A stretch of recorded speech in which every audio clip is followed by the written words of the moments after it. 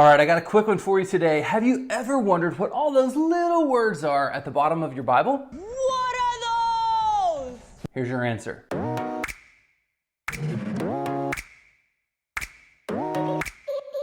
Now you might be thinking, a video about footnotes. How exciting. Whoa, hold on. You want to be smart, right? You want to understand the Bible more, right?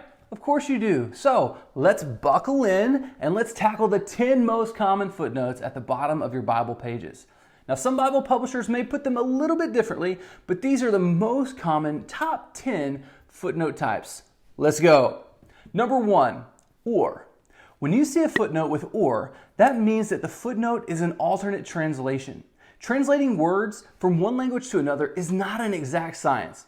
Sure, most words have a perfect equivalence, like rojo in Spanish and red in English. But some words do not. Bible translators want to be transparent about this, so they include it in a footnote. Number 2, lit. This one is similar to or. Lit literally means literally. Literally. Sometimes there are words that are in the original language that mean nothing to us today. So translators use other words to help us. For instance, in Daniel 1:2, the text literally reads, "to the land of Shinar." What's Shinar? Well, it's what you and I call Babylon.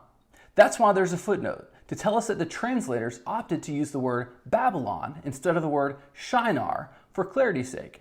In short, lit footnotes tell us when translators tweak a word to make it more clear to modern readers.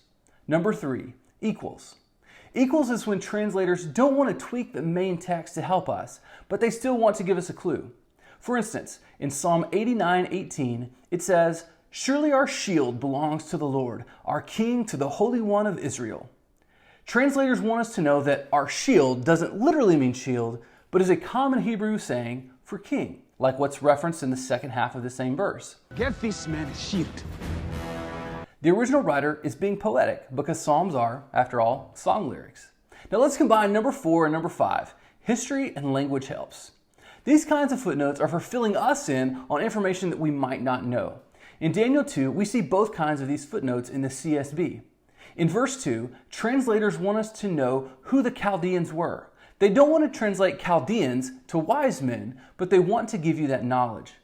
For verse 4, the translators want you to know that from that point until chapter 7, verse 28, the original language is not Hebrew like the rest of the Old Testament, but Aramaic.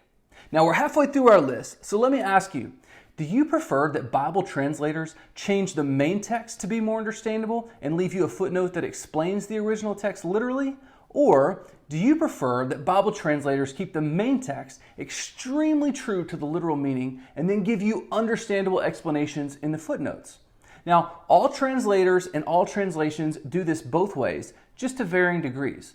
Neither is wrong, it's just a matter of which way you like it. So let me know in the comments below. Do you like literal in the main and an explanation in the footnote? Or do you like the easy to understand in the main and then the literal in the footnote? Again, let me know in the comments. Number 6, obscure. Translators really want to be upfront with you. If there's a word in the original language that we don't fully know what it means, they let you know. You might be like, wait, there are words that we don't know what they mean in the Bible? Well, actually, yes.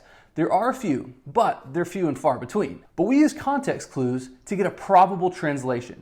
Kind of like when you're on a phone call and poor reception causes a word to drop. For instance, if my wife said to me, "Go to the and get some milk," I can use context clues to figure out the missing word is store, even though I didn't hear it. Number 7, some manuscripts. If there are words, phrases, or sentences that are not in the oldest and most reliable manuscripts of the scripture, the translators want you to know that some manuscripts do include it. For a full breakdown, check out this video. It'll be linked below. Number 8, Old Testament quotes. To help us find the place in the Old Testament referenced by the New Testament authors, many Bibles put these references in a footnote just to be helpful. Number 9, Old Testament quotes plus LXX. Now this one is a lot like what we saw in number 8, but the translators are letting you know that if you look it up in the Old Testament in that same Bible, it will not be quoted exactly. Here's why. The authors of the New Testament themselves used a translation of the Old Testament called the Septuagint. This translation, often abbreviated LXX, is Greek. So follow me here. Old Testament quotes in the New Testament are not quoting the original Hebrew, but the Greek translation of the Hebrew. Again, to be transparent, the translators are showing you that the Hebrew to Greek to English version of this text was used because that was what was actually quoted by the New Testament authors. So naturally, there will be slight differences in wording because we are going through another language before we actually get to English. For more on this, check out this video linked below. And finally, number 10, cross-references. Not all Bibles have cross-references, but many do, so I want to cover them. Cross-references are simply another place where we can find out more about a subject in the same document. In the Bible specifically, it's a note where a similar subject matter is covered so that you can study it more deeply. Often these are separate from footnotes and appear either in the left or right margins or in the center margin. Well, there you go. Now you can engage with your Bible with even more confidence because you know what all the little words mean. To explore how your specific Bible writes footnotes, the translators have explained them all in the first few pages of your Bible before Genesis chapter 1. I hope you learned something in this video. If you did, would you please consider sharing it and subscribe so that you can catch the next Bible Tidbits video when it drops on Thursday. Now, we talked a lot about languages today. You know who else knows a lot about languages? Lifeword. Lifeword has a huge collection of Christian programming that you can trust, all available for streaming and downloads in tons of languages. So head over to lifeword.org to check out the full collection. There's so much good stuff there. See you next time. Grace and peace.